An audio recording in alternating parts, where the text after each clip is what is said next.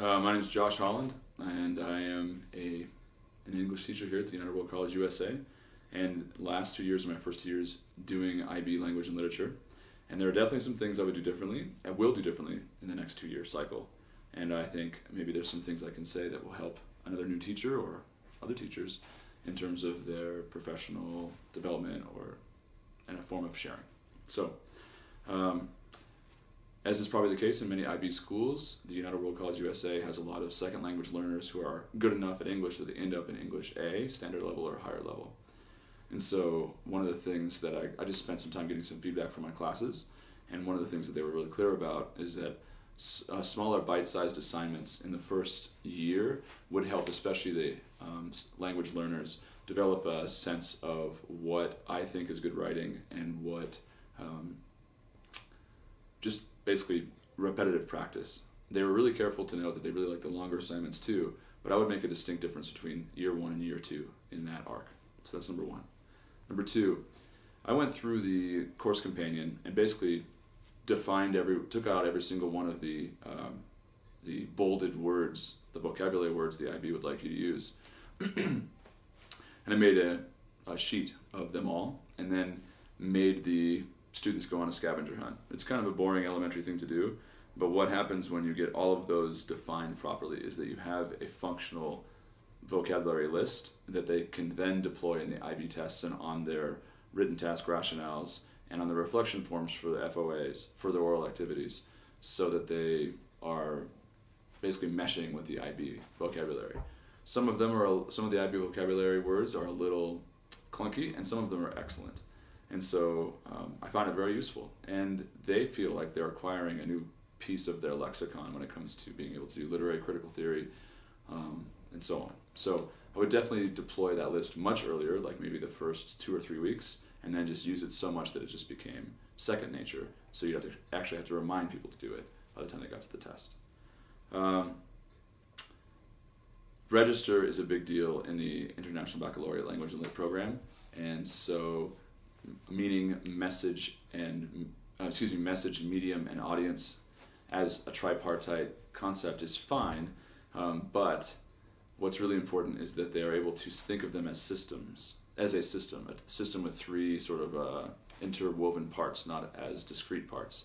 So just saying that this ad is targeting this group and it's using this medium and has this message is step one of deploying Register, but understanding how those pieces affect each other and co-create meaning is really important. And so and it leads to really nuanced critical thinking and writing when you have that.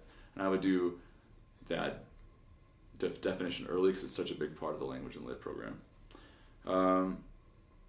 Which books go where is really important in terms of what is required of the students in the final testing phases. So in part 4, which is the literature detailed study, I would reach for difficult books again there. We had Beloved in that space. We had Frankenstein, which I didn't think fit as well. And we had The Things They Carried. So I would definitely put a few more difficult books like Beloved in there, and then ameliorate that by doing a little bit more practice for the individual oral commentary, which is the testing phase of part 4 books. For part 3 books, which is where all of the testing, the written tests happen in the IB exams, I would go for more accessible books. So I would probably have moved The Things They Carried to the part 3, and I would then use Persepolis in that spot, and also I think we did In Our Time by Hemingway. All 3 of those books satisfy the requirements, and they're really great for context, and they're also accessible, so the students can focus on writing good essays in the IB and not have to worry about content meaning. The individual oral commentary freaked everybody out. It's a timed test that you send off to the IB, so we call it the IOC.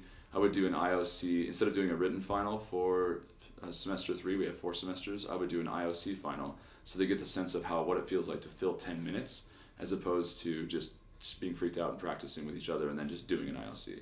Everyone did great, but I would definitely have a practice in there, a low stakes practice, maybe just on one book so they get the idea of what it's like to just get a random text and go for it for 10 minutes. Just sort of looking forward, I put a lot of the heavier stuff in the last semester, and that actually worked out well because it got them ready for the IB exams. So that was great. And then lastly, in studying for the IB exams, in paper 1, which is comparative, it's all about creating the proper structure. And so for both paper 1 prep and paper 2 prep, I just set aside class time and actually had some volunteer sessions where they would get ready as if they were in a test, and I would put up a prompt, and they would have to prepare it, outline for it in about 15 or 20 minutes. This was really helpful. A lot of them felt like they had the right preparation for the IB exams, and they came out. I just had them do a survey, and on a scale of 1 to 5, how prepared did they feel for the IB exams, and they all wrote 4s or 5s, and it had to do with those practice sessions. It's not about the content. It's about them learning how fast they should be able to plan an essay that's going to last 2 hours. So I would do these sessions again. So it's literally 2 hours. I'd run them through 4 rotations of a prompt flashes up on the board, and they have 15 minutes to organize what would be a 2-hour essay. Then they stop, we discuss it, and they do that again and again and again. And it seemed to work really well. That's all I got.